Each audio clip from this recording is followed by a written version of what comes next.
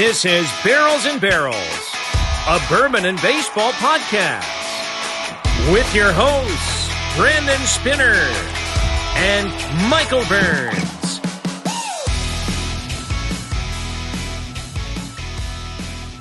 And welcome into Barrels and Barrels, a bourbon and baseball podcast. I am Brandon. Usually I have Michael Burns alongside me, but he is out playing a baseball game tonight. So we're going to have a special guest join us here in just a few. If this is your first time listening, welcome in. Thank you. This is Barrels and Barrels, a bourbon and baseball podcast where we talk high proof and high heat, all things baseball, all things bourbon.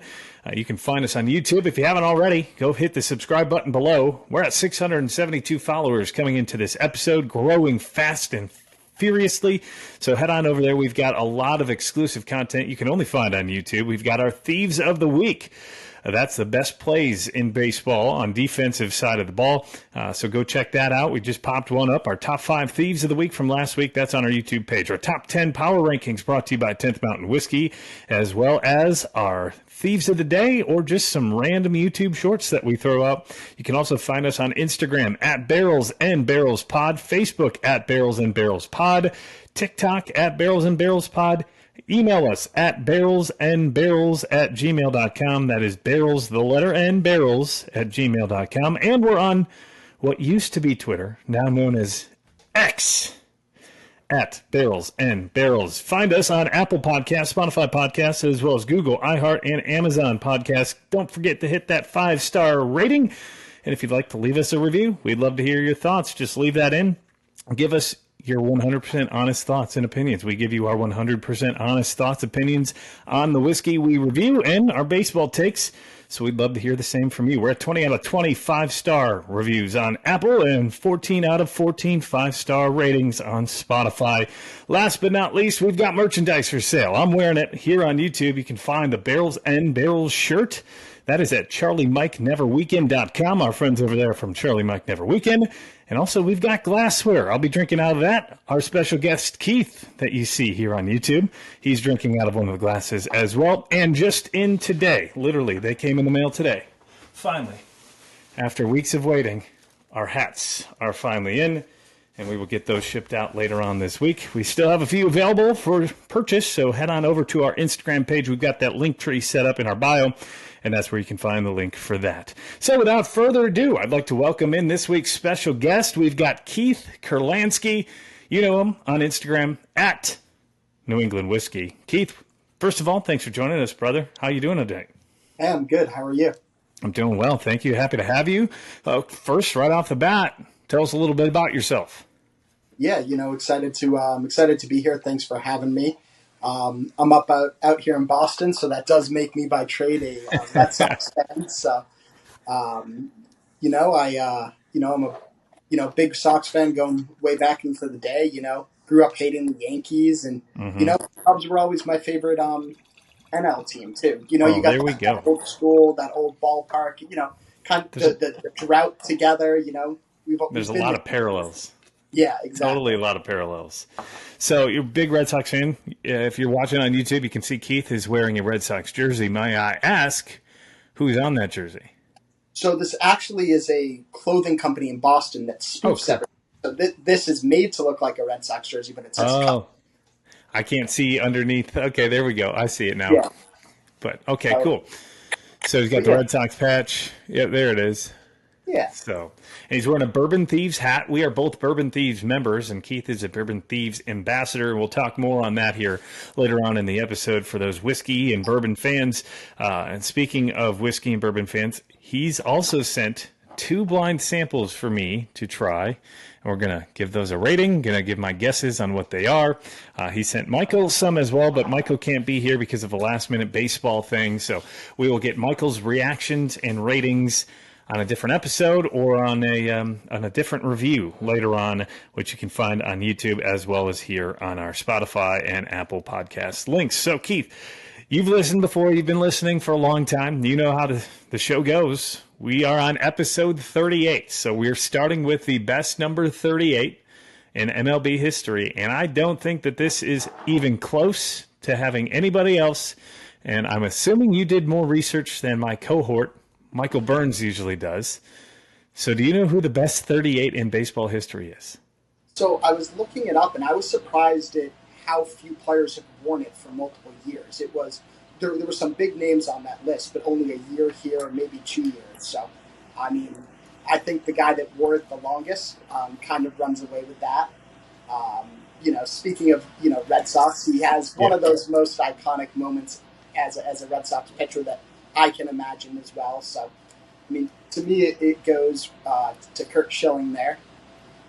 Yeah, and I think it's a slam dunk as well. Curt Schilling not only wore it the most years of his career, 16, that is the most of any player.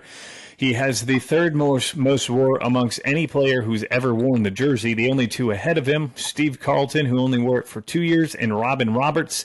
No, not the Good Morning America host, Robin Roberts, but the baseball player who played for the Orioles and the Astros back in the early 60s. He only wore it for 5 years. Schilling wore it for 16, had a 79.5 WAR in his career. When it comes to the next best player, at least in longevity, 15 years for Rick Aguilera, former New York Met and Minnesota Twin, as well as the closer for the Cubs and the Red Sox back in the day, I believe. And then Greg Minton was at 14 years with the Giants and the California Angels.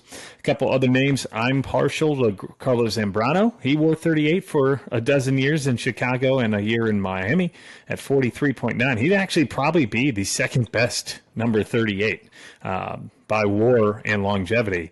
He had the second longest for the amount of WAR. So I'd say Curt Schilling, of course, is a slam dunk. World Series hero for you, 2004, the Bloody Sock. He was on that 2007 team as well, so he got 2 rings with the Red Sox. But a lot of people know him with the Diamondbacks, but he spent most of his career actually in Philadelphia as a Philly. Out of his 16 years, 8 of them were there. What are your memories of Schilling? Because you got to watch him up close in person, man. Yeah, I mean, I got to see him in spring training too when I was much younger, and he had a really cool Hummer that he used to drive in, and the paint.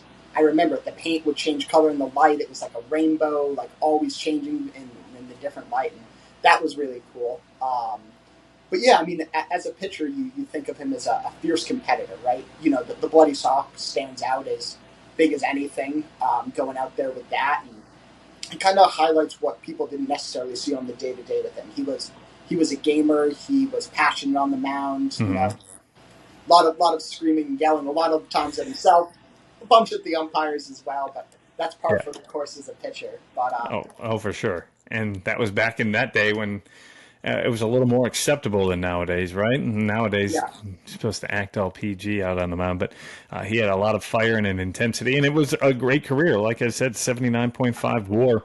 So episode 38 is the Curt Schilling episode, which is apropos because we've got a Boston Red Sox fan here.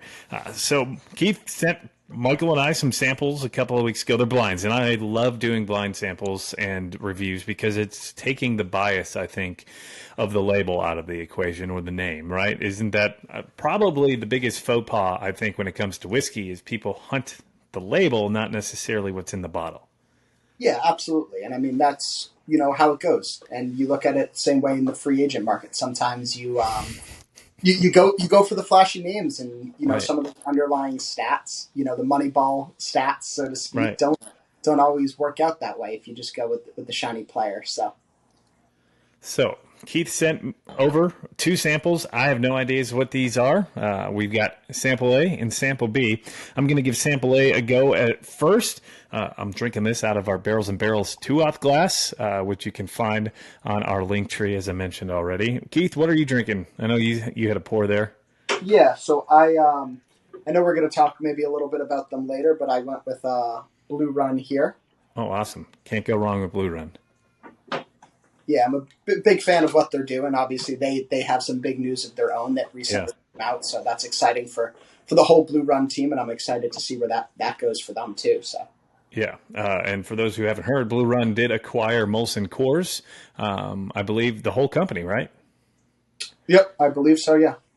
So they're going to be putting out, be in charge of, for those who also didn't know, Coors Brewing Company actually was creating some whiskey as well, which is actually pretty good stuff.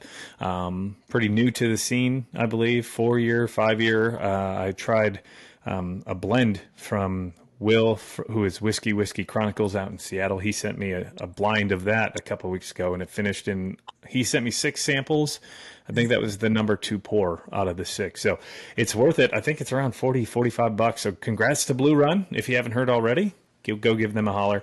But yeah, cool stuff there. So right off the bat, I got a sweet candy nose on this to me. It's like a caramel creme brulee with some of that, like, I like to call it like a gobstopper sweet tart type of deal. It's got almost a little bit of orange to the nose to me. Like a citrusy caramel almost, and I think I get a little bit of cherry out of that as well. Obviously, you know what this is, so you're like, oh, no, Brandon, you're totally wrong. But I mean, that's the whole fun of that side of it. So right. While I give this a little sniff and sample it, you tell our listeners and viewers how you got into whiskey, what your favorite whiskey is, or what your go-to pour is on a day-to-day basis? Yeah, I mean, it really started for me during COVID. I was sitting here playing video games and realized if I'm going to be stuck in the house, I can't really be drinking 12 beers without being able to hit the gym at all. So, I turned to something that you can drink and eat, and, I tried a couple whiskeys and, really got into it. I got pretty lucky with my first couple bottles. I think my first 3 bottles were a Weller Antique 107, a Stag Junior, and a Blanton's. So, wow. I mean, all Buffalo Trace, which is kind of where it started. Tater. No, I hear you. Yeah, it was just, I kind of walked into the corner liquor store and, back then they were just sitting on the shelf, buy as many as you wanted. So I bought 3 of each, gave the others to my brother and one of his friends on the Stags. And, it really, started that journey. And obviously I'd moved on from just Buffalo Trace products, as you can see behind me. He's got quite the collection. Yeah. I was building a new shelf before we jumped on this too. So Always expanding. Yeah. That's what and you think you have more space and you buy more bottles, and then you realize you have to build a new shelf again real soon. So yeah, I just did an audit myself, and I have way too many. I think you did one recently as well. Do you care to share how many bottles you own? So when I did that count, it was at 375 exactly. It is now I don't feel as bad. It's grown since then too, so we're probably closer to 400 now than 375. But out of that, about 185 of them were open. So, yeah. Just about half of my collection is open, which makes bottle killing so hard because you sit there and you have so many different things that are open, and it's tough. That's how it is with me. Yeah. Well, and you don't want to bottle kill either, because some of the stuff that you have and you're ready to kill, you're scared you're never going to have again, or you don't have a backup. I always like to get a backup before I kill another bottle if it's attainable. Obviously, single barrels, you're never ever going to recreate that, but the closer you can. So I've got a couple that are literally on their last leg. I think both of these Bardstowns behind me literally have like just a drip or 2 left, ready to go. So right off the bat here, when it comes to this is a warm pour. I'm gonna guess probably 115 to 120 on the proof. It comes out with some spice right up front. I think that there's a higher rye portion to this. I would say that the second ingredient in this is a rye, if it's not a rye whiskey itself. I'm leaning more towards, because of the sweetness on the nose, that it's a bourbon, and the rye itself is probably 25 to 30%. That would be my guess. Obviously, this is all blind. I get some cinnamon on it. There's some pepper to it, but also I get a decent amount of oak out of all of this. It's a very good and delicious pour. I would probably say this is close to an everyday player, if not an all-star. I've got to do a secondary thought on that to actually give this my official rating. And for those of you who are just joining us, we rate our whiskey on a baseball rating scale, which goes from Hall of Fame, that's the top of the top. Second is all-star. Third is everyday player. Fourth is bench, and then finally it's a DFA, which means you're cut off the team, just like the Cincinnati Reds cut Luke Weaver today off of their rotation. It's a sad day for baseball bettors everywhere. Ain't that the truth? That was an easy over and an easy win for the opposing team when it came to the Reds. Actually, it wasn't really easy because there, at some point he was like an 8.8 ERA, but the team themselves were 9-1 in his starts. But every game went over. Yeah, I'm going to go everyday player on this one. I think that this is very good. I think the one thing that doesn't take it to the all-star level is I do think that there's a little bit of that rye spice that would probably take a little bit away from it, at least in my mind. I could be totally off base here on this one. I have no idea what this is, but I'm going to guess that this is higher rye, and I'm guessing this is probably 115 to 120, maybe 125. Who knows? It could be even hotter than that. But it doesn't overpower you, I don't think. I think that there's a good heat to this for the pour itself. It's there. It announces itself, but very good. And it coats the glass very well. And it's got a pretty, I like the sweeter candy-ish nose, so I'm going to jump all over that. So your proof point is right there. It's 115.9. Okay. So you're right there on that. It is not a rye, though. I don't know if you want to sample the second one first before I tell you what they both are, or which way you want to do it. But your proof point is right there. Okay, well, let's sample the other one. So that's not a high rye at all, or a rye? No? It is not a rye. Nope. That's a weeder? Oh, my. Yes, it is. It is a weeder. Oh, my. So 115.9. What's a WLW? It's up there, but yeah. We did do 2 Bourbon Thieves picks, so okay. Bourbon Thieves have not done a WLW pick. So. I don't think anybody has. I mean, I think we'll do one if the opportunity comes. Oh, 100%. Okay, this is... So on the nose, and I'm drinking this out of our Barrels and Barrels Wisdom glass, which is also for sale. This has a lot of legs, man. This almost looks like honey dripping down a jar inside the glass. So there's a lot to this. The color itself, to me, I'd say it's like a walnutty. Also, my light in here is not the greatest, but I'd say it's more so walnutty. It's got a little yellow hue to it, but on the nose, it's way different. Wow. Hold on a second. Two distinct pours there. Yes, for sure. Almost like an appley. It's going to sound weird, but like nail polish remover and apple is what I'm pulling from this on the nose. It's not like, it's going to sound weird, but I also enjoy the smell of nail polish remover. So growing up with 2 females by myself, but it's got some funk to it. That's for sure. This almost has like a dusty kind of nose to me. Like this makes me think it's an older, and not older as in age, but back in the day kind of bottle where it was, for those of you who don't know, a dusty is like one that's got dust on the bottle, right? That's been sitting on the shelf for years in your grandma and grandpa's basement collecting dust, and the cork itself is shriveled because it hasn't been touched in eons. That's the kind of funk I get out of this. Almost, man, there's a little earthiness to it, but I don't think it's overly earthy. I think the other nose is sweeter if I had to choose between the two, and I think I like A better than B when it comes to the nose, but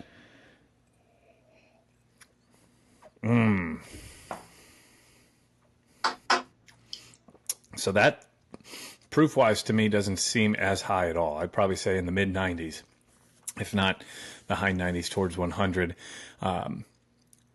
It's funky, but it's got like a creaminess to it. I almost want to call it like a buttery mouthfeel, where it coats the whole mouth. You get the flavor in all aspects of it, but it's not burning your tongue the moment that you try it. I could have singed my tongue with the 115.8 or 115.9, but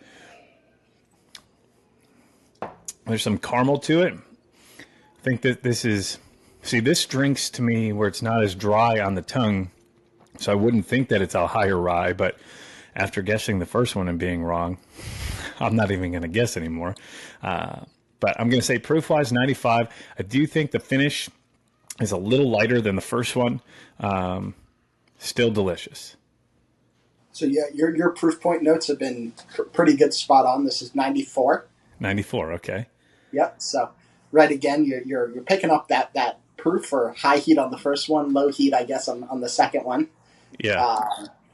But yeah, a lot more of your notes on the second one definitely shine through. Mm-hmm. Pretty close to what it could be. Okay. So, do we have a reveal on what we've got here for us, Mr. Kurlansky? Yes. So the first one comes to us from Colorado. Oh, Old Elk. It's got our Bourbon Thieves logo right there on the cap, too. Awesome. Good stuff out of Old Elk. Greg is putting out some fantastic stuff. They just announced, too, they're coming out with a second cigar blend, different from their first one, finished a little differently. So that's exciting stuff. And then do you want to take a guess at what the second one is? Because your notes were really good on that one. Your proof, you were within 1 point on the proof. Mm-hmm. So this is this a rye? Or not a rye, but it's not even a high, it's a wheater. And it's not a wheater on the second one. Okay, so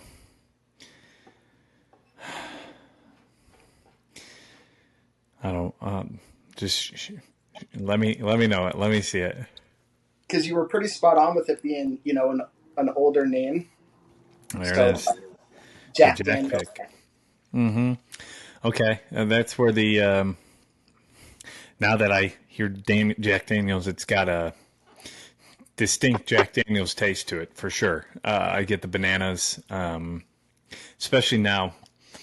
Yeah, proof-wise, out of the two, I'm going to go with the Old Elk probably being my favorite of the two. I don't think you can go wrong, but I do think that I'd go everyday player and probably bench for B. And that everyday player is close to being an all-star. It's like it would be an all-star if another all-star sat out of the all-star game, if you know what I'm saying. Like all-star by proxy, but that's a very good pour. And these are both Thieves picks? Yes, they are. Yep. Cool. Are they available still? They actually are. There are two that are available, which can be found on trycuriata.com. Okay. If you do $200 in shipping, or $200 more on your total, use the code STOCKUP, and you get free shipping from them. Cool. And you've got a code for, we were talking about Blue Run earlier, so Thieves did another pick with that, and this is the first Blue Run Thieves pick, right?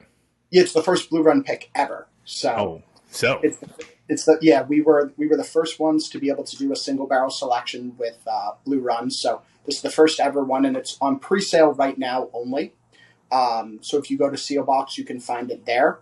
If you go to the link, it's going to show is coming soon. But if you click that and enter the code BT, all capital letters, VIP, that'll get you in early access to that before it hits to the general public. Awesome. So go check that out. I will have that here in the description of the episode as well if you're looking for that. So head to CO Box. And what was the other one if you were looking for the Old Elk or the Jack Daniels pick? Those are on Curiata. Curiata? Okay. Can you spell that for our listeners and viewers who are hearingly challenged? Yeah. And if I spell it correctly, spelling is not my strong suit.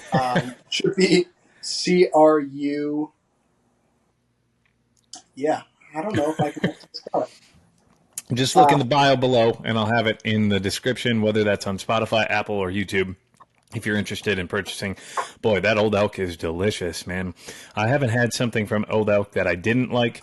Jack Daniels is kind of hit or miss for me. Number 7 is, of course, number 7, but the Bonded was okay. This has, I think, a lot more character than the Bonded itself, and there's, like I said, a little bit of a mustiness to the nose to it comparative of the two. So yeah, you were spot on. You were talking about, like the funk from your grandparents' house. So obviously Jack has a long, one of the longest standing recipes and histories out there. Oh, for sure. Who doesn't know Jack Daniels, right? Even if you don't drink, you know who Jack Daniels is or what Jack Daniels was. So again, thank you for passing this on. I hope Michael enjoys these, and I can't wait to test Michael on what these are. So I'm going to tell him he can't listen to this episode until he's actually tried these. Most of the time, Guys, he doesn't listen anyways.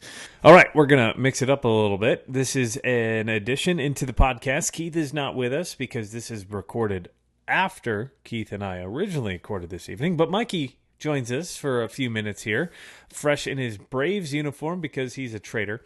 And as we look ahead, we're talking bourbon. So Keith and I just did this blind review. And we're going to hop into the rest of the Bourbon and Baseball podcast without Michael here in a second. But, Michael, you're going to do a blind review of A and B, which Keith sent over to us, both blind. You're going to give us your notes, your nose, your thoughts, and what you think the proof is, what you think the whiskey is. Is it a rye? Is it a wheat bourbon? Is it a rye bourbon? Is it a high malt bourbon? What do you think that this is? So let's start with A. You've got that in your whiskey wisdom glass. Wisdom glass I got here. Oh, wow. Right off the nose for A, I get spicy, like a rye right away. I do get like a caramel, though, out of it, but the rye really hits my nose strong. Alrighty. It smells like a high rye kind of guy. High rye kind of guy. High rye kind of guy. Let me take a sip here. Get into. Swirl that around. Tastes a little weeded. Though. Excuse me. Huh. It's all choked up. It was so good. Still, I do get that caramel. I do get a good amount of oak on this guy. But the fact that it came through sweet like a weeder makes me wonder if it is a rye or not. It's funny knowing what it is now, but and knowing your thoughts and your it's really choking him up. It is. I can't handle it. I'm on drugs for an inhaler after coughing through last week's episode too. Proofage wise, I want to say this is like 116 proof. Okay. It's a higher proof. This is no syrupy pull here I'm doing. This is no 90, 92.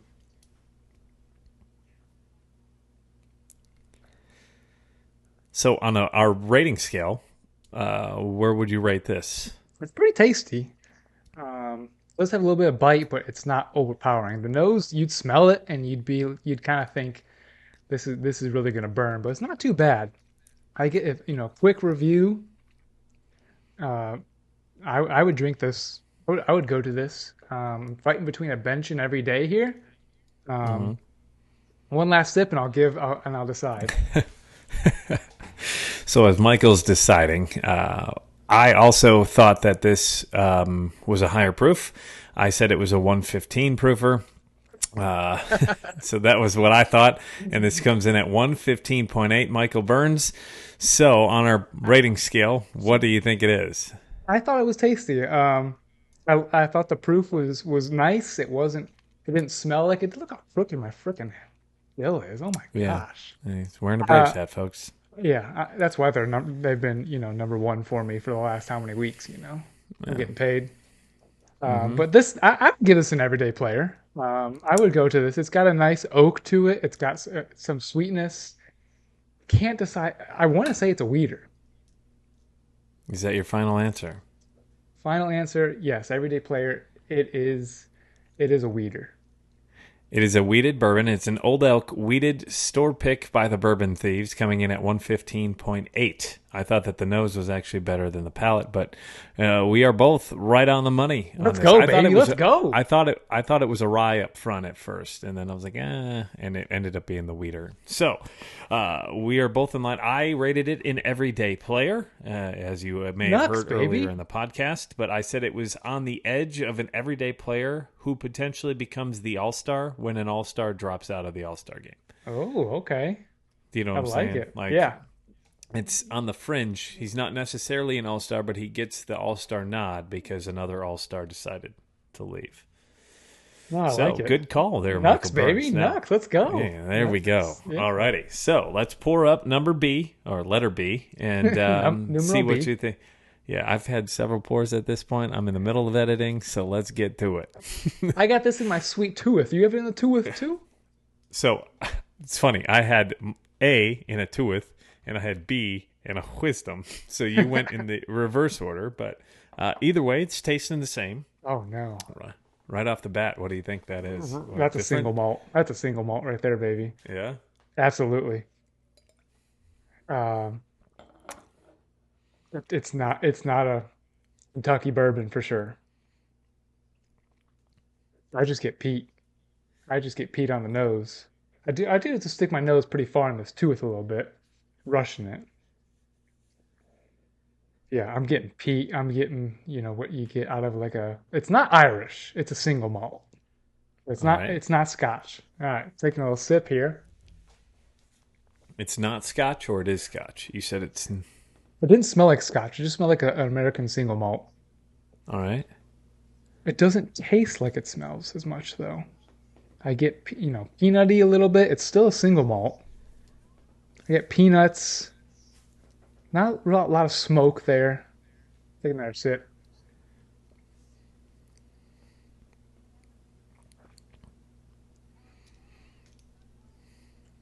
I don't know. It's pretty peaty for me. It's not super peaty, but the flavor is more peaty than it is oak. Proofage wise, this is lower.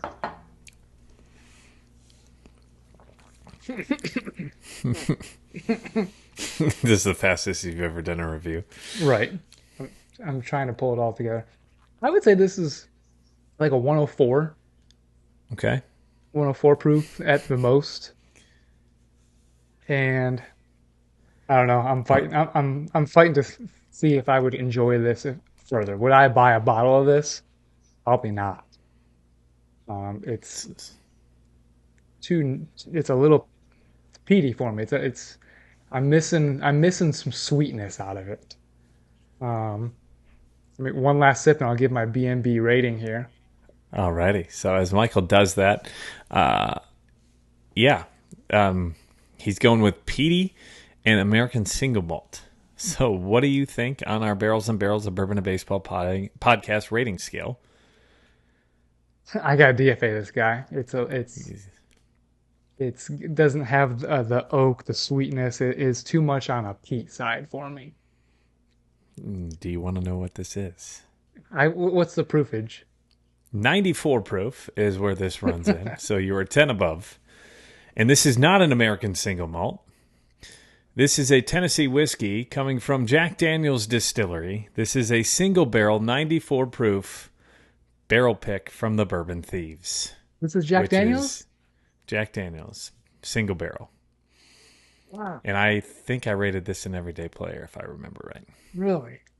There's no peat to it at all. It is all Tennessee whiskey. And it is higher malt. It is 12% barley, 8% wheat, 8%, rye. But yeah, there's no. That's that barley that I'm catching there. Then, man. For the record, I said a 95 proof, and it had some funk to it. Yeah, good job, man. It does have some funkiness to it, doesn't it? It does. Is that especially Jack going Daniels? from one to Jack Daniels. Yeah, there's some funk to it. Think about like the old age of Jack Daniels, like the same recipe. What I thought it smelled and tasted like a dusty to me. Yeah. Like something that's been sitting in your grandparents' cabinet for the last 35 years. I mean, even like I burped it up a little bit, and it was just. I didn't think it was that bad. Well, I'm breezing through this thing. If I would have tried this at the store, I wouldn't have bought it. Right. So that's I understand that. Of the two, they're very drastic in my mind. Very much, very much. I mean, I wouldn't be surprised if Whiskey Advocate gave this number 1. You know. It is not the Bonded. I thought it was better than Bonded, to be honest. Did you? Yeah. Personally, but okay. To each their own. But Michael Burns going with an everyday player on the first one, which is an Old Elk store pick, or I guess barrel pick from the Bourbon Thieves. Very, very good. And number 2 was a Jack Daniel's 94 proof barrel pick from the Bourbon Thieves.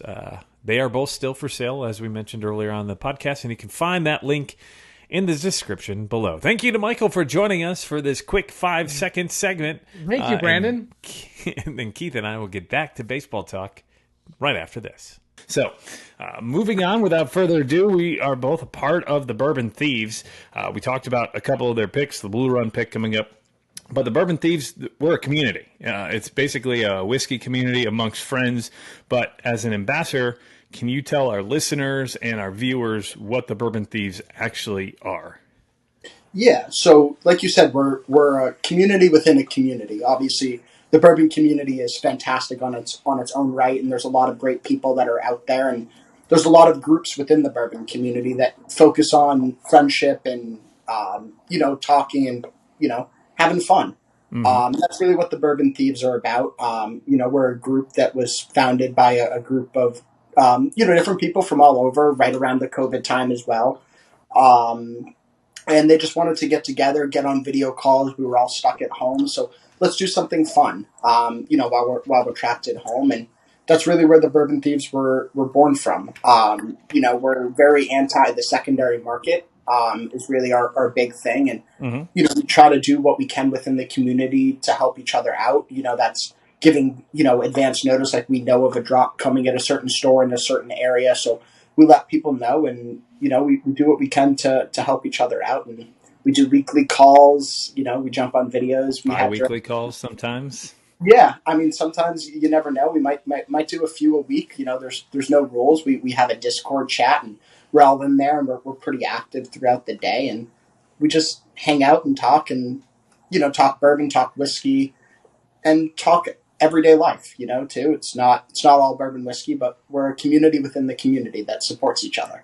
Yeah, my favorite part is probably the community aspect of it, but also like the helping other people out. There's an ISO group. If you haven't been on Discord before, I would call it a social media network in a way, but with different branches to the network itself, where you can have channels and like different thumbnails, or not thumbnails, but like tabs on a computer. And in each tab, you could have something different. And there's, hey, I'm looking to trade for this bottle. I have this bottle available, or I'm in search of this bottle. So if you run across it, would you let me know? If it's not something that you want, I'd gladly pay you exactly what you paid for it. So, and not only that, but the support, like, hey, I need help with this, or hey, like you said, we call them den calls. I jump on, try to every Thursday. Some of my closest bourbon friends and some of my closest friends in the world, I never met in person, but I talk to them every week online for a couple of hours, have a couple of drinks, or one too many drinks, depending on the week and depending on the night. But it's a really cool community. But how does one become a part of this community? Yeah, and that's a great question. The best way to do it is to just tag us in your posts on Instagram. I was always using the hashtag as well, but now the new Instagram algorithm, you can't necessarily search by the most recent hashtags, so it's become much different, or much more difficult to pull out members that way. But definitely tag us in your posts, and we notice we have a group of ambassadors, and we're in there on different days of the week, and we notice the people that are constantly tagging us engage with other members too. We have a channel where someone can nominate you, so we take those nominations and we look into them. And if you're tagging us, it's a quick intro, and we give you our code of conduct. And if you agree to everything that we're doing and you sign on, we go from there. Yeah, I'm telling you guys, if you're not part of the Bourbon Thieves and you're in the bourbon community, you need to join, or at least try to join. Be supportive. It's a supportive group. It's a fun group. We're all good people. Waking up to a good morning text from everybody every day. You'll probably get 20 or 30 of those. And you can turn off your notifications if you want, or whatever. But it's a great community to be a part of. And I'm happy to be a part of it. I'm honored to be a part of it as well, because it's, in a way, it's an invite-only kind of group, right? So in order to be invited, you got to be, like Keith said, you got to hit the levels of the code of conduct and all of that, and be supportive. And I tell you what, man, the bourbon community itself as a whole is probably one of, if not the most supportive community I've been a part of. Yeah, I mean, definitely. And I think, one thing too, talking just about the Bourbon Thieves community too, that we didn't really touch on is it's free as well. So if you get invited, it doesn't cost you anything. There's no obligation. We've done cigar picks. We've done, barrel picks. You're not required to buy anything. You're not required to do any of that. Just you're required to engage with the other people in the chat. That's all we ask. And that, that's the reason you're there, right? It's a social group. If you're not talking to anyone, what's the point of being there? So it's all about, that social life and doing that. And like you were saying, it is such a supportive group within a group. And, I had a buddy I posted about that was in, a pretty bad car accident. And I went out there in the den, and the support that I got, and people still messaging me to check in on my friend and everything like that. It was a couple weeks ago, and people still remember about that. And they're still checking in to see how his progress is doing and things like that. And that's, you might not get just if you're in the Instagram world and making posts about your bourbon, you maybe lose some of that community single-handedly. There's some great people out there that'll talk to you, but, you get the people within the Thieves, and it's more personal. Yeah, and if you're going to head over to any of these bourbon events, there's probably going to be a thief there in one way or another, whether that's Bourbon and Beyond, Kentucky Bourbon Fest, Grains and Grits, or any of the local community. We've got one here this weekend that I'm going to try to go jump to. It's the Bourbon Baron Ball out in northern Kentucky. So thieves are everywhere, and it's thieves in a good way, not thieves in a bad way. And Bourbon Thieves, and part of the reason why we do Thieves of the Week in a baseball realm, because a thief in bourbon is stealing from the barrel, but in a good way to try the whiskey. A thief in baseball is someone making an incredible play. So speaking of baseball, let's jump right into that. We always use trivia. You've got a trivia question for me, as I've heard, but I want to give you one as well. I'm going to go first, and then I'll let you try to stump me, because you're probably going to stump me. This is why I asked the questions and not answer the questions. But my trivia question for you. You're a Red Sox fan. I had to make this Red Sox themed, and I hope you get this right. In 2004, of course, the Boston Red Sox snapped their 86-year drought of World Series failure, right? They won in 4 games versus the St. Louis Cardinals. Who scored the game-winning and World Series winning run in Game 4? I'm trying to remember. So, let's see. We had couple big hits. I know Derek Lowe had a big hit in that game. I believe it was the bases loaded. It was almost a grand slam, because I bet my parents if he hit a grand slam, I could get a dog. My parents, you could see their faces being scared as that one went deep out into the wall. I'm trying to think of who would have been on base for him at that point, because I believe he was the winning pitcher. Which he was in every clinching game, I believe, in 2004. Probably someone towards the bottom of the lineup, that means. I'm going to guess, because I don't 100% know, but I'm going to guess Mark Bellhorn. Mark Bellhorn is a good guess. Former Cub, switch hitter, played third base for those teams. It was actually Johnny Damon who led the game off with a home run. And the Cardinals lost 3-0 to the Red Sox. So without scoring a run, that leadoff home run is the clincher. So Johnny Damon is the final answer and the final guess and the answer to that question. So time for you, Keith, to try to stump me. And it's going to happen. So I don't know. I mean, I did bring this question up to my fantasy baseball group chat that's pretty active. And although, granted, they had 11 people that got to guess on it, I did tell them that if they got one wrong guess, they were eliminated from guessing. So the question is, there's 5 combinations of fathers and sons that have combined between the father and son as a total to hit 500 or more home runs. Can you name the 5 father and son pairs to do it? So the Bonds boys, the Griffey boys. Father and son. I'm going to go with the Guerreros. Yep. So there's 3 out of 5. 500 or more as a family. Philippe Alou and Moises Alou, part of that? They are, yes. So 4 out of 5. 500 or more combined home runs, fathers or sons. 4 out of 5. That's a good one. The Alou one was tough for me. That when I got asked this question, that was the one I didn't get. So I got the hard one then. It's because the Alou, because Moises, of course, carried that. But and who knows? It could be a guy who had 495 and his son all he had was 6. So that's what I'm trying to factor in here. Man, Ernie Banks didn't have a kid. I mean, we could say every 500 home run hitter who had a son who didn't play in the game, they still hit 500 plus home runs, but their son didn't make it to the big leagues. But that's part of the criteria. The father and son both played in the big league, so okay. it's not that tricky of a question. So. Yeah. So Bonds, Griffey,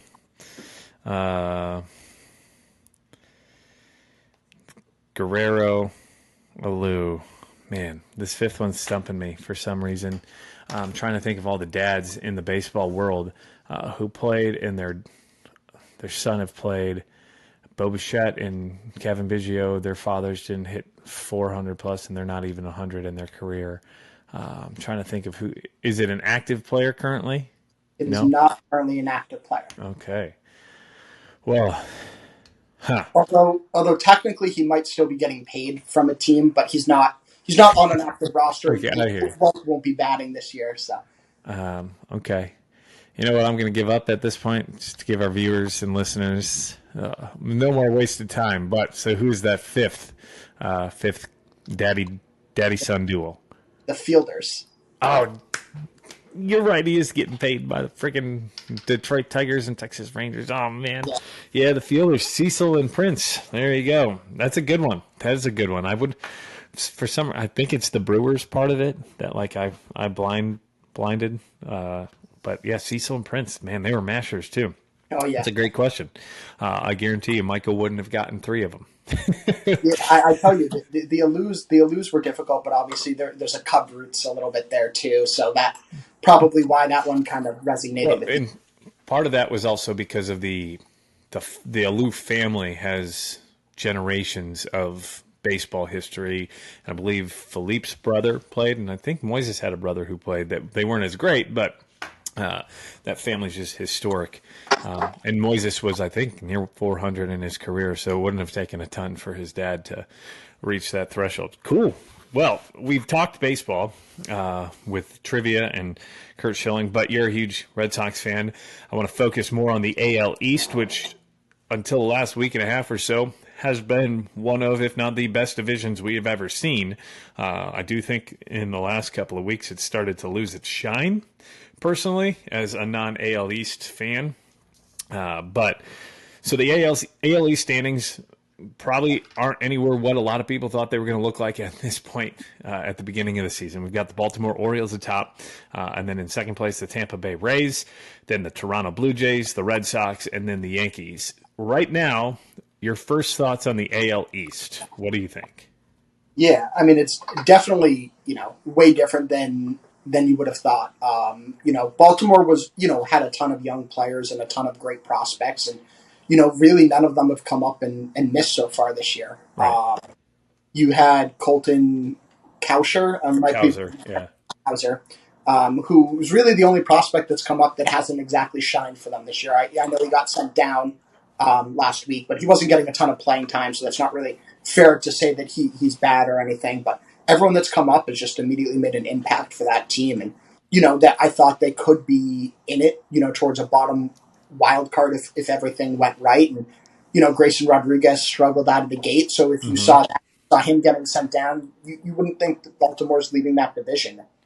So I think that's probably more surprising to me to see them at the top, especially with how hot Tampa was to start the season. Yeah, they were ridiculous. What, 20-2 or something like that to start off? Yeah, and a lot of people will look at it and say, well, I think the Yankees being at the bottom is, more surprising. And yeah, no one saw the Yankees finishing, last. And I know we talked a lot preseason, and you put the Red Sox in that bottom spot. And it's not like the Red Sox and Yankees are separated by a ton of games, so it's not the Yankees are locked into fifth place in the division. So, those are two really big surprises: Baltimore at the top and the Yankees at the bottom, for sure. Yeah, and I think the Rays to come out as hot as they did, nobody really. I thought they were going to be a wild card team because they always seem to just somehow scrap and make their way in. I didn't see them as dominant as they were here to start. I mean, they're 40-22 at home, so they're almost 20 games above 500 at home. If you do that, you're going to the playoffs. On the road, not nearly as successful. But as of right now, as of this recording, Baltimore 74-46, 2.5 games ahead of the Tampa Bay Rays. Then Toronto, who I think could have probably, in my mind, the most well-rounded roster of the division. They were my choice for the division winner just because of the way that young core was a year older, right? They made the playoffs last year. They got that experience. At the point, Alek Manoah was a Cy Young candidate, right? Like, that was Michael's pick for Cy Young. He was top 3, top 5 last year in that award. You would have expected him to make the next jump in his third full season in the big leagues. But they added Gausman last year, I believe, Chris Bassett in this past offseason.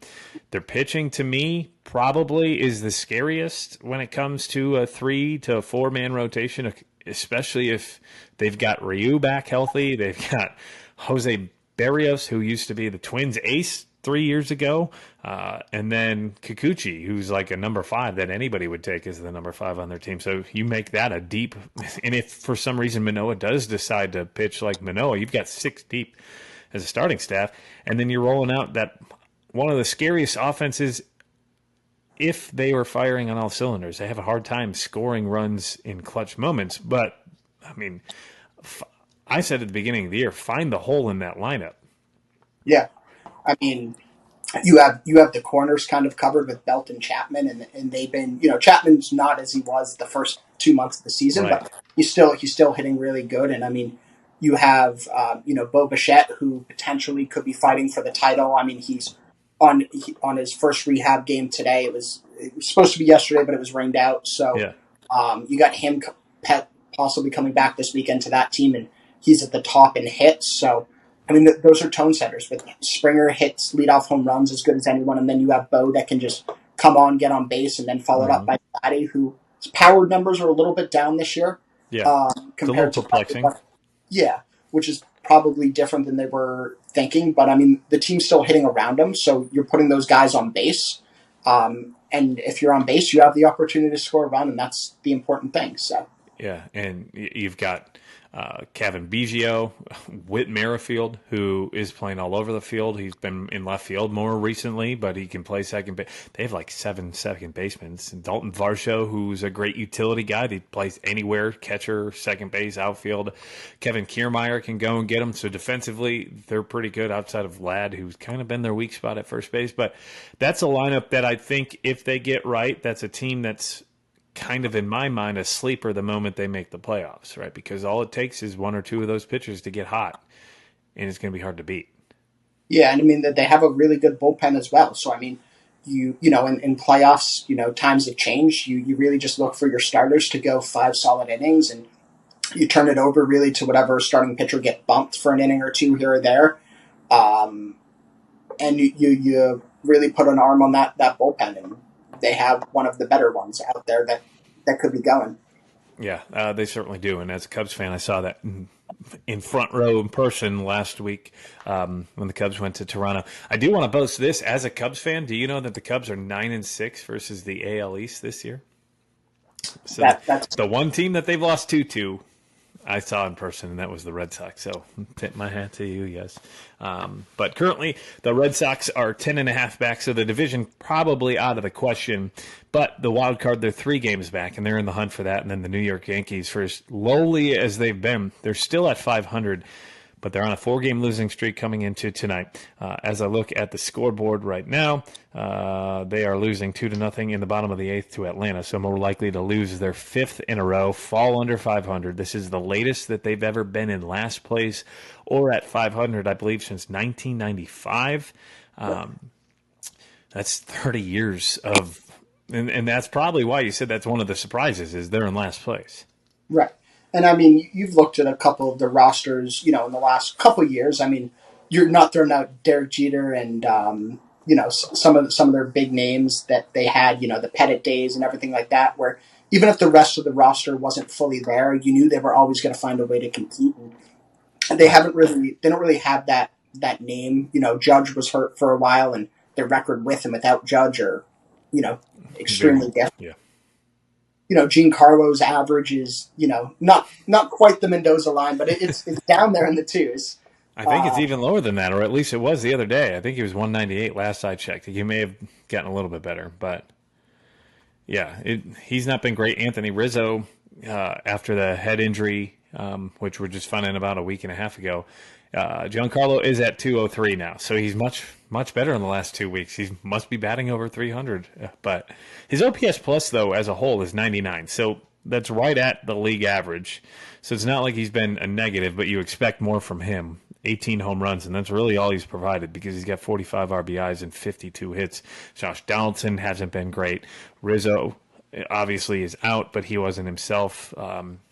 LeMahieu's missed some time. Volpe hasn't been what they expected as a rookie. He's been good, but he hasn't been the Rookie of the Year candidate that everybody thought. Catching position, which was a strength last year with Higashoka, as well as Trevino. They've had injuries as well as ineffectiveness there. And then in the outfield, Bader was great for a while. He's been hurt. Aaron Hicks got cut. And you've had Judge, as you mentioned, on and off of the IL. So a lot of inconsistency. I didn't think that Cashman did enough. Honestly, I wasn't as high on the Yankees this year as other people were, just because I didn't think in the case that Judge got hurt that there was enough around him. And that's what we're starting to see this year. Yeah, and their pitching staff has had a lot of injuries as well. Some personal unfortunate circumstances as well with one of their pitchers. They didn't have a ton of depth in that rotation, and Severino's been really hit or miss, and they were really counting on him to be.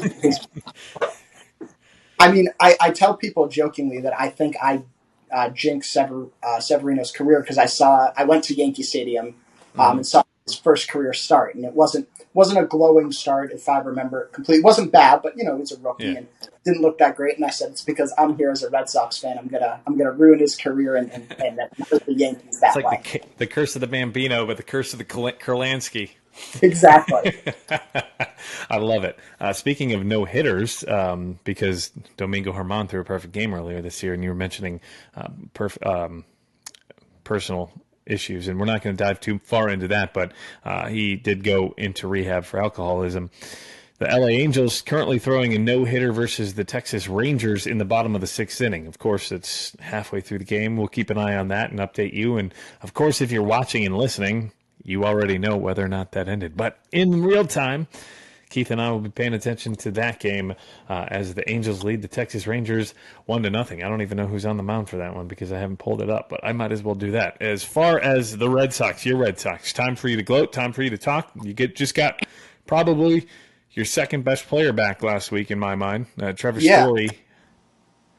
It's definitely great to have Trevor Story back. He's got to defensively, he's going to help solidify that team, and something they really lacked. Obviously we traded Kike Hernandez, which probably came to a shock to some people when it happened, sending him back to the Dodgers. But defensively, he wasn't meant really to be an infielder. He was much better in the outfield, so he was really much out of his comfort zone there. Mm-hmm. Just that stability in the middle of the field is going to be great. I was watching the game earlier today, and they said the Red Sox have had 103 different lineups so far this year. Different combinations. Yeah. So they've, with how many games are played, basically you're using a different lineup almost every day. So that's difficult for hitters too. Some people have talked about that. They like to know where they're batting, consistency purposes, things of that nature. So it's been, they've had injuries and they've battled, and guys up, guys down, and you kind of work through that. I'd say a lot of people are probably surprised we're, fighting for a wild card spot or as close to one as we are. I kind of saw what Seattle did at the trade deadline, so that made me a bit more hopeful that we might get closer. Obviously, we're trailing Seattle in the standings. Obviously, Seattle has a ton of talent. They have great pitching. I mean, they're probably out of the non-playoff teams right now, probably have the best rotation I can think of. George Kirby doesn't walk anyone, and you have that in a playoff game, you're going to have to hit to get on base versus him. And Castillo, who, striking out guys like crazy. And, they lost Robbie Ray to start the year, too. And you think about how good that rotation, could have been, too, with him in there. So, the Red Sox are there. They're going to have to find their ways to battle. They were losing 2-0 in this game, a couple solo shots, and they got a big home run to tie it up. And then, they served up a couple home runs and are sitting down 6-2 right now to a team that they should beat, but one of the better teams right now in the last couple of weeks in Washington. That record overall can be a bit deceiving for them, but they've been playing really good baseball the last couple of weeks. And 17-13 in the last 30 games. So a much better team than you see on paper and see on the standings. So the Red Sox, I think personally, their issue is pitching. I think that they can score with the best of them. They, since the beginning of the year, have been putting up runs. It's been able to stop the runs from scoring. They've got a plus 30 run differential, 576 runs scored, which is the third best in the division, well behind the Rays, but just behind the Orioles by 6 runs.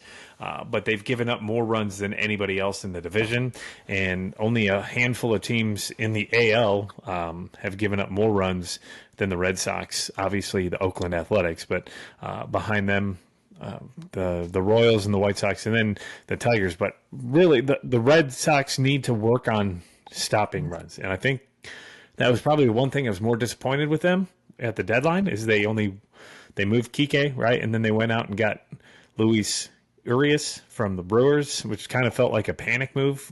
As a Red Sox fan yourself, what did you think about their deadline as a whole? Yeah, I mean, it was lackluster.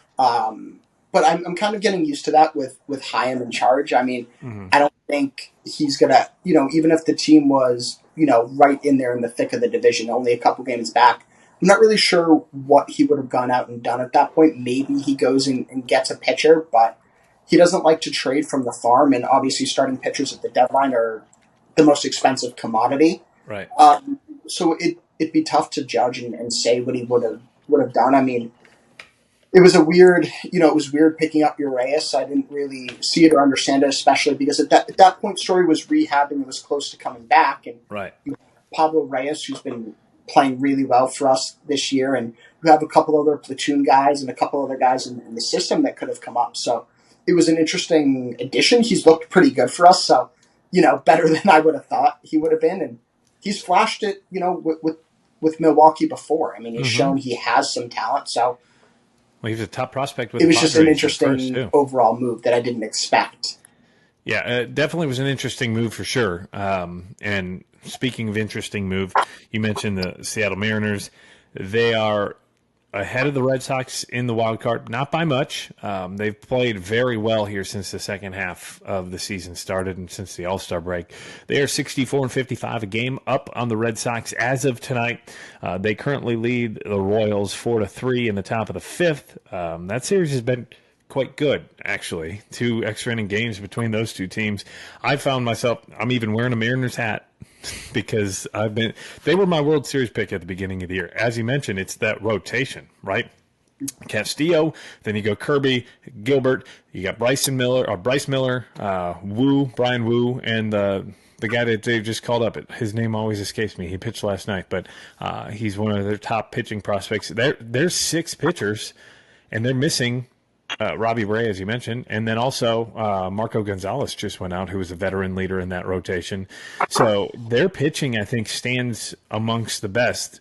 They are neck and neck with Toronto Blue Jays as the best ERA in all of baseball.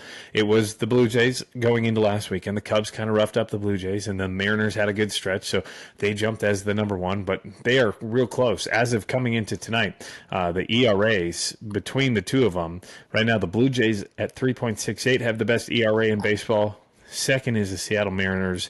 Third is the Cleveland Guardians. Fourth is the Houston Astros, and then fifth is the San Diego Padres. So the Blue Jays and the Mariners, who are in the fight for the wild card, I think no matter who makes it of the two, they're scary because they're probably throwing the best rotation out there. Yeah. I'd agree. And you were talking about Emerson Hancock was the That's name it. that was escaping you. It stands out to me because I dropped him in my dynasty, one of my dynasty leagues about 3 weeks before he got called up. But sometimes he had looked good in AAA. I mean, his ERA was over 5, I believe, closer to 6 before his call up. So I was kind of surprised to see him get the nod when it looked like he'd been struggling a little bit in the minors. But he's come up and looked pretty good so far in the majors. So I would say, though, I'd probably give the edge to Toronto. I just think they have a solidified closer. And I think that's probably the weirdest decision I feel like at the deadline was Seattle shipping off their closer. And not that they don't have other good bullpen arms that getting saves here or there, but it kind of felt like a little bit of like the Red Sox at last year's deadline where you're buying and selling a little bit at the same time. It kind of felt like a weird message. And people say that about the Red Sox last year is they were kind of there, they were kind of out of it, and then they kind of did a buy and sell, and it kind of made the clubhouse a little bit of a chemical imbalance. And so obviously for Seattle, they're still playing at a high level, so it doesn't look like it had a negative effect on that, or that the front office is saying you guys aren't going to be able to compete. But it was a very interesting move, I thought, on that. And, I feel like Toronto has the better closer now because he's someone that's been in those spots a little bit more. And if it comes down to it, I feel like that's obviously, very important. I totally agree. Munoz was the guy who they kind of turned to after they shipped Sewald to the Diamondbacks, which when it popped up, I was like, am I reading this right? They just traded their closer to the Diamondbacks, but they're a couple of games back of a wild card spot, and I think that they have a roster that could make noise. They have the experience of making it last year too, right? So you go back-to-back years, you have that experience you can draw from. The Blue Jays, as you mentioned, I still think that they're a great roster. To be honest, I'm going to throw it out there. It's going to be a hot take. But I don't think the Tampa Bay Rays are actually going to make the playoffs this year. I do think that within the next 6-7 weeks, the Tampa Bay Rays are likely going to start to fall apart. They're not the same team that we saw them a couple of weeks ago when they were the number one team in the AL and they were the number one team in the league. They've just lost their third pitcher to Tommy John surgery this year, which is another question all in all, right? Like, you got to look at that pitching infrastructure at this point. You've had 3 players this year lost to Tommy John. I think Shane Baz last year was lost to Tommy John because he didn't pitch at all this year. You have 2 players about to come off the IL from Tommy John surgery.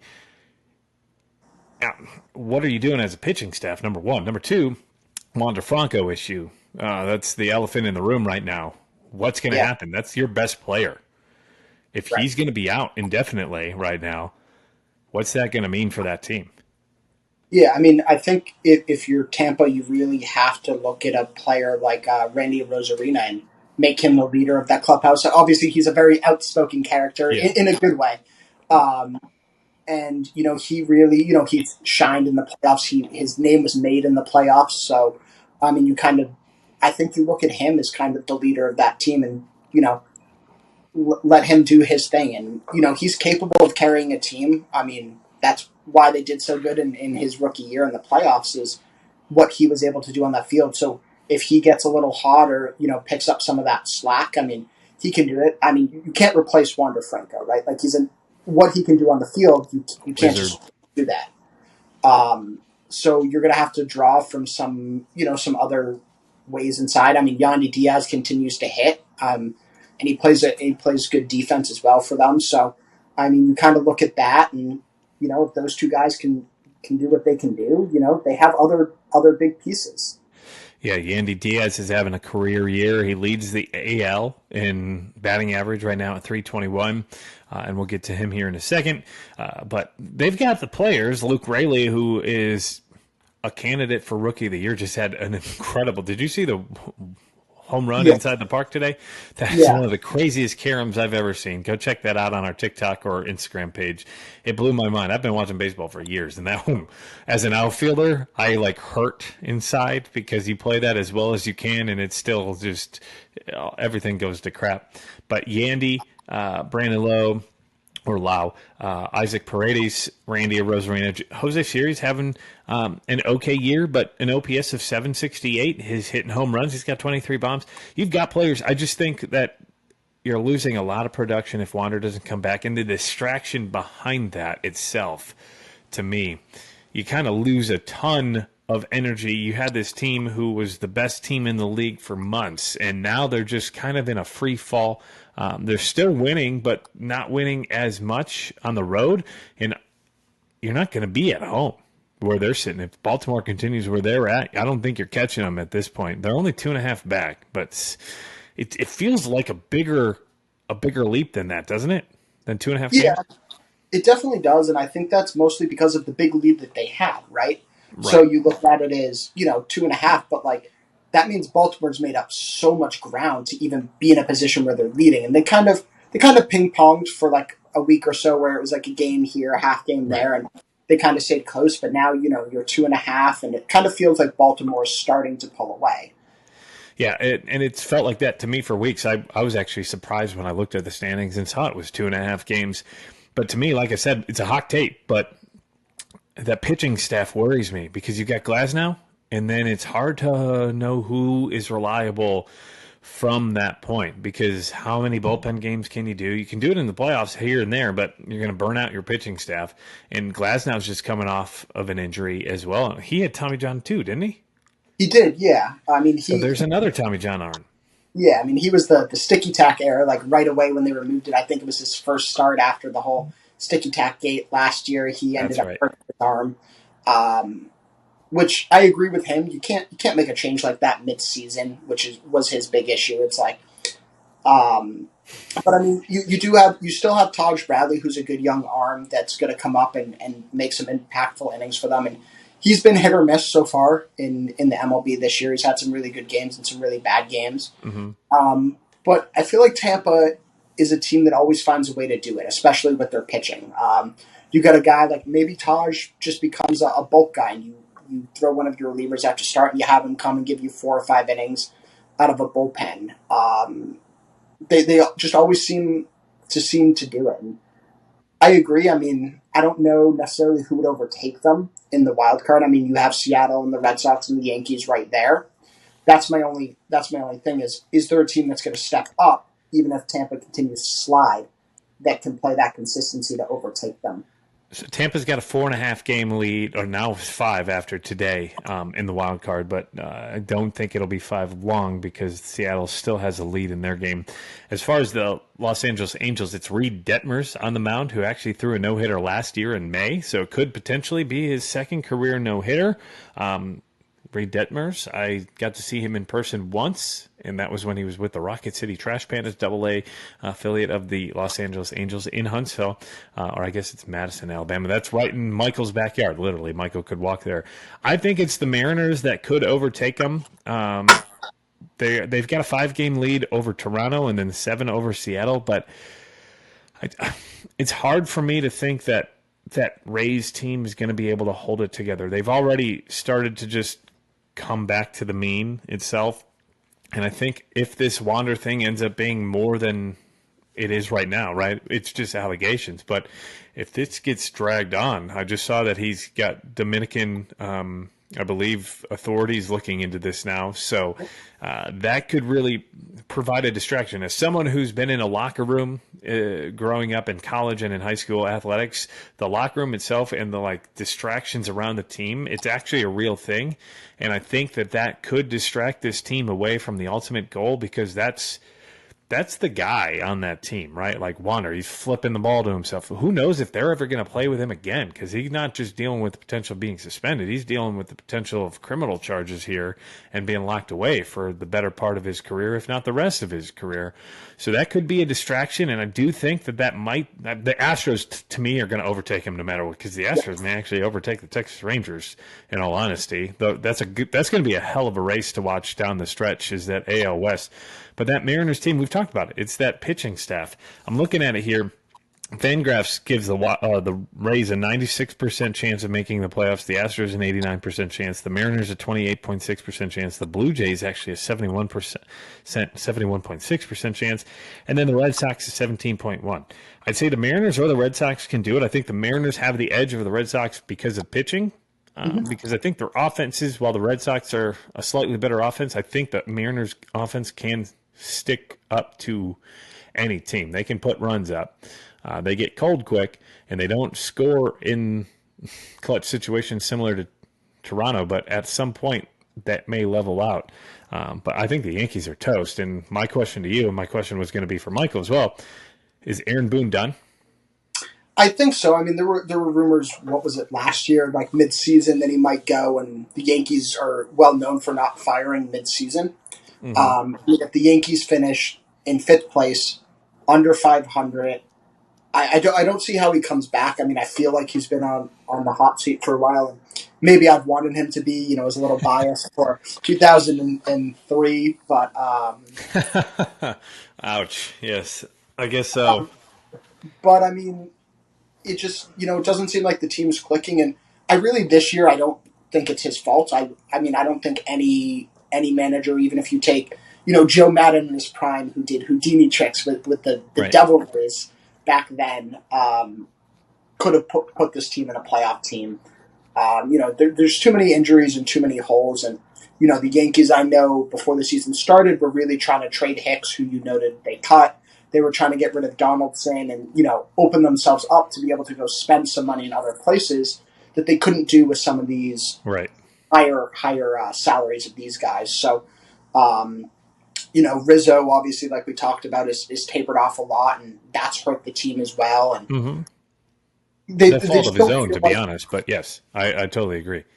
Yeah, and so it just doesn't feel like a team that really has any momentum. And even if they got it, I feel like it'd have to be short lived. They don't have a rotation really. I mean, an average baseball fan that's maybe in New York maybe could name one starter on that team right now. I mean, they don't have a solid rotation. Cortez is nowhere what he was last year too. And he's been hurt, right? Yeah. Hasn't he? Nestor's out. You've got Trevino, who hasn't been not Trevino, Severino, excuse me, who, like you said, who's been a shell of himself. Herman had to check himself into rehab. Your big addition, Rodon, where's he been? He's been hurt all year, right? Which you had to kind of expect. But Garrett Cole, and then who else? Really, that's it. Cole Schmidt and Frankie Montes hasn't thrown a pitch this year. He was your big addition at the trade deadline last year. Is Brito?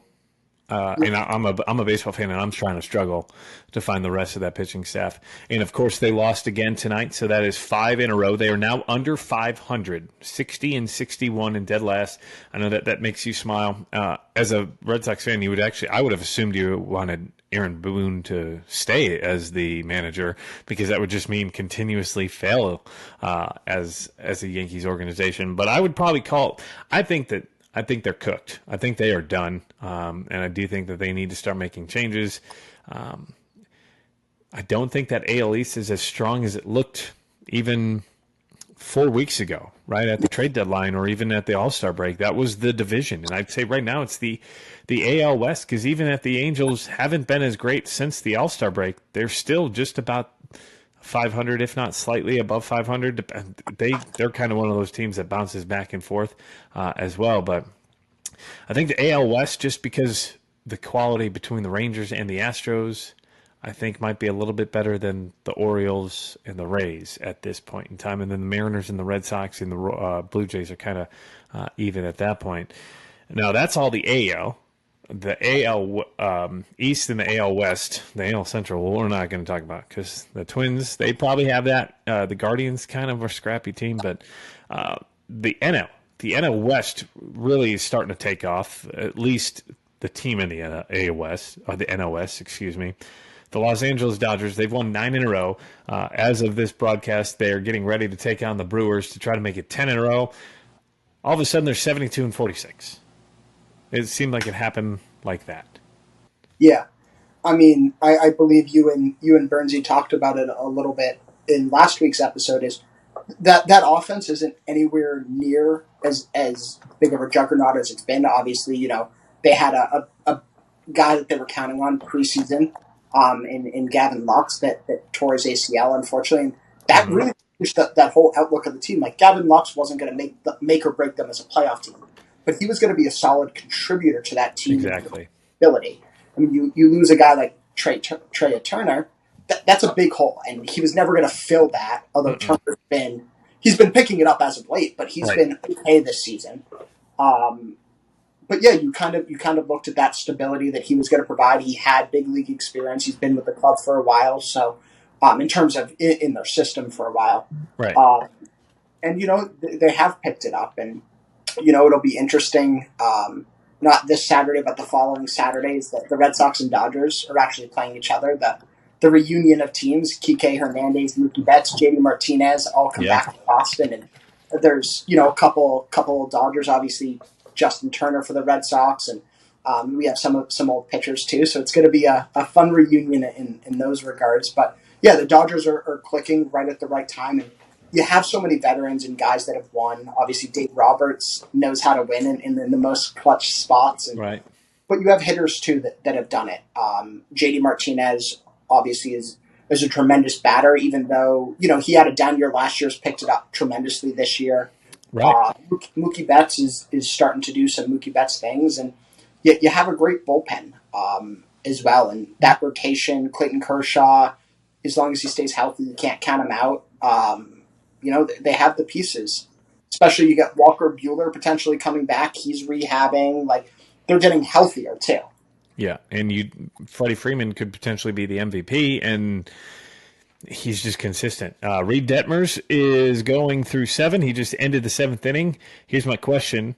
He's at 104 pitches through 7 innings. Do you think he comes back? I mean, I feel like the answer has to be no. I mean, you're the Angels, like we were talking about. They've been stumbling a bit since the All-Star break. They went to make some acquisitions. It's a game you have to win, and you need to reserve a pitcher for the rest of the season. Right. You can't be slipping him in the rotation. You got to have him go on 5 days, and you got to play. Baseball's a long season. You got to play the whole season here and not worry about the accolade. He's done it before. Yep. I'll protect him. Yep, 59-62 coming into tonight. 8 games back of the final wild card spot for the LA Angels, the other team in Los Angeles. The team in that NL West that was a juggernaut, at least it looked like for the first half, was the Arizona Diamondbacks, and they have fallen off the face of the earth. They have had a couple of games in a row where they have won. They have now won 2 in a row, 4-6 in their last 10. But they hadn't won a game in August until they won the other day. They've been a far disappointing team. They led that division, I believe, at the beginning of July. They're 12.5 games back. They made the move for Paul Sewald in the bullpen. And then they went on an 8-game losing streak at the worst time because the Dodgers went on a 9-game winning streak. So they lost every game that they lost a game.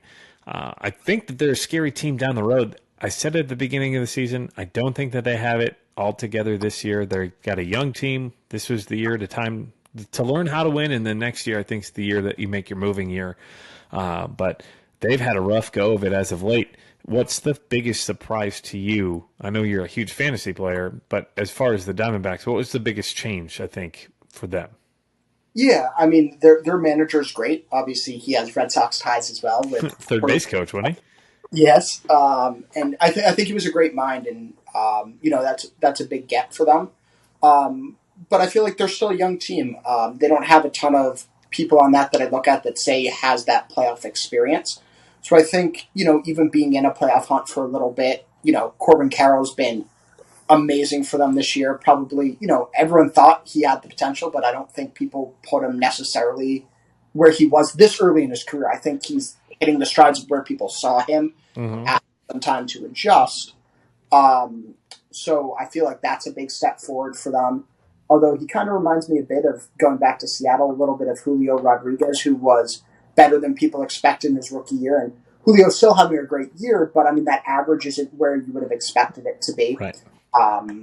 He looked fantastic last night. I think he had 4 RBIs and a couple big hits for the team. But, I see a lot of parallels between them. I think maybe trending a year earlier than they anticipated. And, they made some moves to try to do it. And I think they can learn from this experience. But, they had some issues too. I mean, not that you expected Madison Bumgarner to win the Cy Young this year, but you cut him earlier in the season who wasn't doing anything for you. So, I mean, there's still some things to that team that I think they're probably an arm or two away.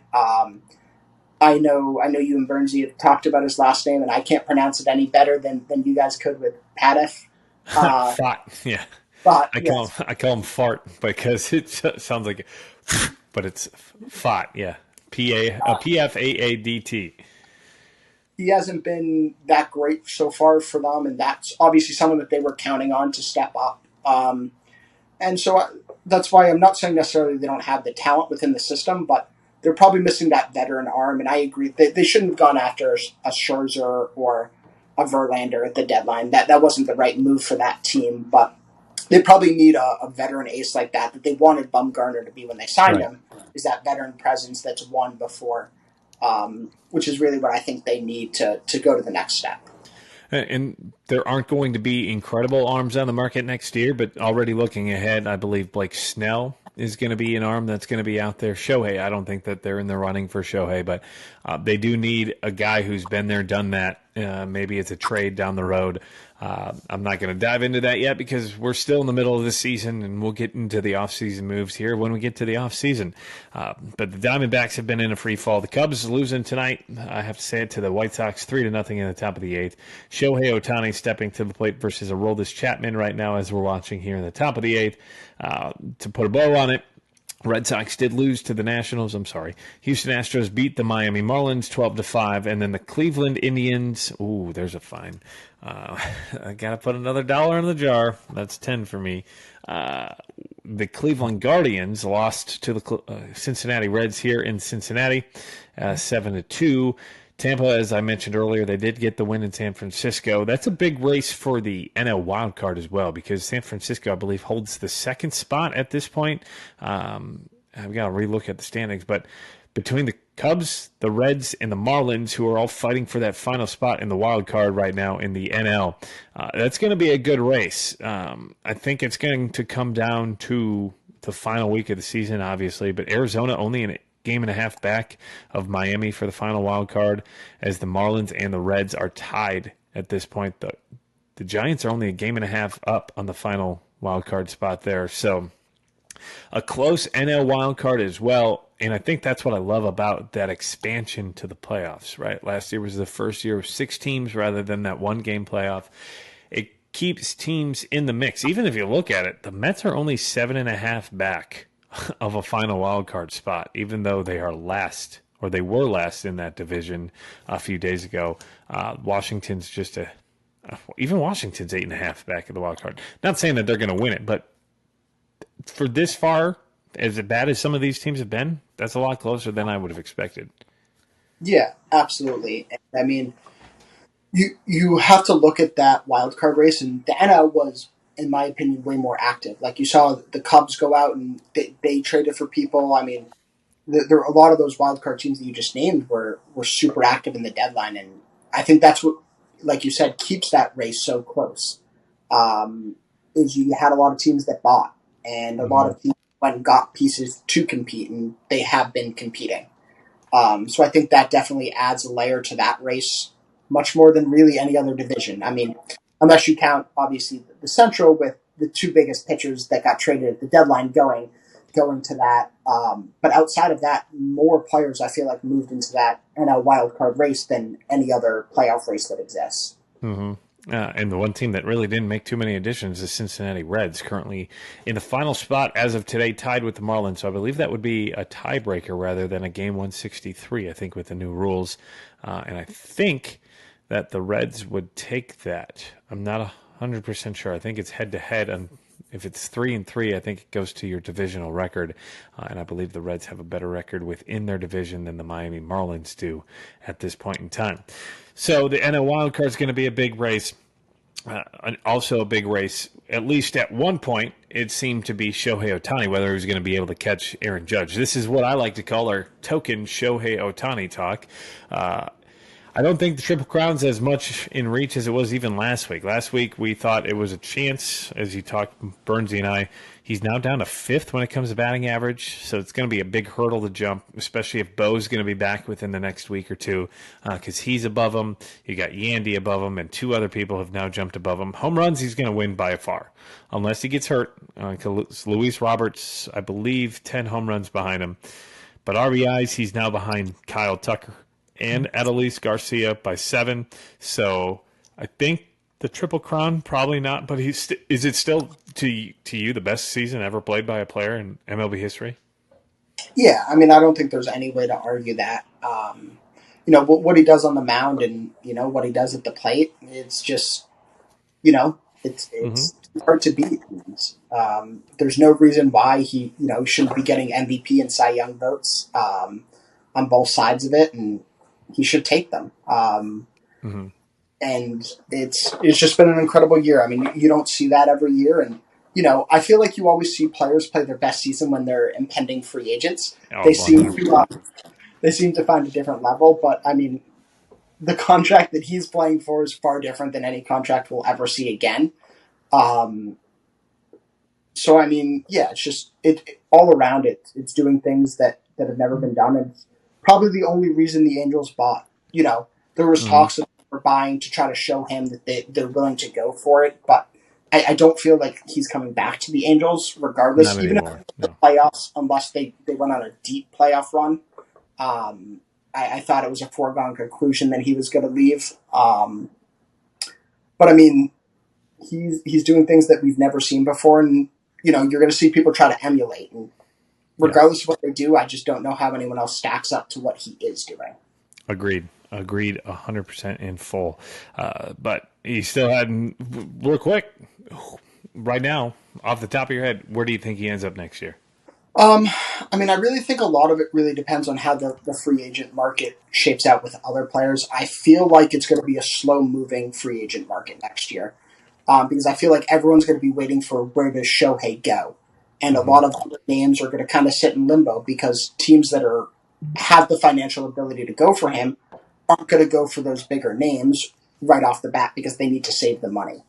I would have said the Mets had they not sold, obviously, Verlander and Scherzer. And obviously they kind of came out and said the team isn't competing next year, and that's kind of what we were told. That's why we waived our no-trade clause. The New York Yankees are going to be at the top of the list going for him. I feel like it's going to be the Dodgers. I feel like it's going to be West Coast. I mean, Shohei really didn't have interest in the Red Sox or Yankees when he was first coming up.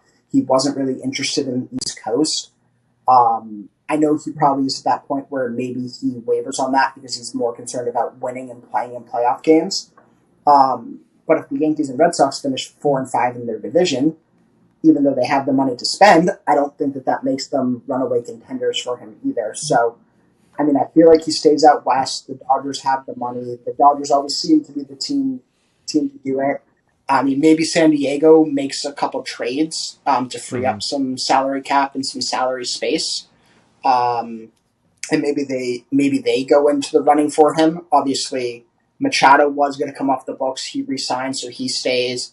Soto could come off the books for them. So I feel like it could be them and the Dodgers, and I feel like that could define that division for a couple years. Maybe even the Giants go for it too. So I would say that I think it's the Dodgers, the Giants, the Mariners, and I'm going to throw the Cubs in there as a wild card team just off the bat. The Cubs were runner-up. A lot of people don't realize that he was going to go to the Cubs if it wasn't for the fact that the NL didn't have a DH at that point in time.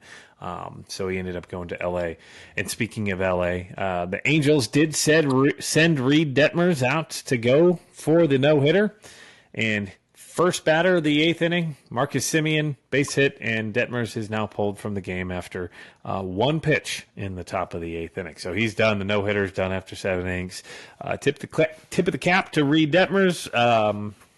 Well done, sir. But a pretty good game out in Texas as the Angels and the Rangers are playing. It's a big game for the Angels, honestly, of the two teams. But it is also a big game for the Rangers, as well as they need to try to stay ahead of the Astros, who pummeled the Marlins earlier tonight. Real quick, rules. I love the rule changes. I don't know about you. What are your thoughts? Yeah, I mean, they've grown on me throughout the season. I was not a fan of the pitch clock. I was very concerned about injuries because of it to start the year. And obviously, there's your slew of injuries, but I don't look at it that there's been any more injuries to pitchers than normal. And that was my biggest concern. I like it. I mean, I feel like there's still going to be some sort of tweak needed to the stolen bases. I enjoy seeing stolen bases. I enjoy it, but it feels like it's taken to a different level, maybe a little bit more than they were expecting. So I feel like maybe there's some tweak in that. But, overall, it's been, really good. It's positive for the game. The games are faster. There's still pitching gems. There's a few more runs being scored. And, your average fan wants to go and see, runs being scored. They don't like pitchers' duels as much as I feel like they would have back in the day. So, I mean, it's been a positive as a fan of the game that obviously cares about the game and wants to see the game's longevity. I feel like it's been positive in drawing interest in, and the attendance and the viewership's been up across the boards, and that's the important thing. So, yeah, and you mentioned attendance. As of today, if you were to compare the first 1,801 games in baseball to the first 1,801 games of baseball this year to last year, there's a 4,618,000 attendance bump, which averaged to about each game about 2,500 fans. But if you were to think about that as a whole, that's $100 a fan. That's a lot of money. It's 2,564 times 100. You're looking at 200,000 additional dollars just on the ticket alone. And I'm not just looking at money, but still, I think the interest is there. Every team except the Brewers, ironically, because they're down 1,900. They're about even. Same with the Dodgers. The Dodgers are 598 less fans this year at this point compared to last year, which who knows, it could be a bad weather day or they just had too many games in April. But really, there are three teams who have less attendance, and those are teams that are kind of up the track. The Nationals, the Rockies, and Detroit Tigers. Every other team has more fans this year than they did at this point last year, and that's even including the Oakland Athletics, who last year still stunk, but this year they've already had about 10,000 more per game. 1,000 more per game more than they did last year, of this difference of 76,000. So it's up all across the board. I think it's good for the game, the new rules, personally, and we'll get into that after the season as the whole podcast. But I do think that there's more people involved. I do also think that it's better competitive teams from teams that weren't competitive in the last year. So Baltimore, Cincinnati's, Pittsburgh to start the year that was the talk. Other than the Rays, the Pirates were the class of the NL for the first month. And other teams like Texas, even Texas in the last year and so has made a big jump. So I do think the rules are making a big difference with attendance. I like the action, but I still think people like the pitcher's duel when they get the pitcher's duel, right? At least the other day, the Mariners-Baltimore Orioles game, I think it was Saturday night, was one of the best games of the night. That went into extras. George Kirby went 9 innings, didn't give up a run, but I was on the edge of my seat the entire game. He didn't even get the decision because they lost in extra innings, but I think it's the pace, right? As someone who's been in multiple games this year, I feel like the games move faster, but you don't notice it until the end of the game. You're like, oh, damn, the game's already over? Yeah, and I was listening to the Red Sox broadcast earlier, and they had a couple ex-players in the booth, and I don't remember if it was Kevin Millar or if it was Lou Merloni that said it. They were both in the booth tonight. And they said, I honestly kind of forgot that the pitch clock was there. I don't even really notice it anymore unless there's a violation. It's become second nature. Like they were, they're obviously color commentaries. And so they're focusing on it and they're watching it at every point of the game. And they said they've even kind of forgot about it. It's flown into the game so seamlessly that unless there's an issue, you're not looking like he's got to throw the ball right now or he's got to get in the box in 1 second. You kind of just forgot about that. And it just flows at this point. So. I totally agree. Well, Keith, I'm going to jump into our top 10 power rankings. Michael's not here, so we're not going to list his off, but you can always get these on our YouTube page exclusively. So go head on over there. If you're watching on YouTube, just hit that subscribe button below. But if you haven't watched on YouTube yet and you're listening on Spotify, Apple Podcasts, Amazon, Google, or iHeartRadio Podcasts, this is your push to go check out our YouTube page. Every week, Monday morning, we put out our top 10 power rankings, which are brought to you by 10th Mountain Whiskey and Spirit Company. Don't forget, go to 10thwhiskey.com. Use promo code BNB for 10% off your order. Again, that is promo code capital BNB for 10% off your order, and that's anything. We're talking whiskey, rye whiskey, bourbon. They've got gin, they've got brandy, whatever it is there, or go grab yourself a shirt, Glenn's, or they've got a bunch. They sell barrels. You can buy barrels and get 10% off barrels. So whatever it is, go check that out.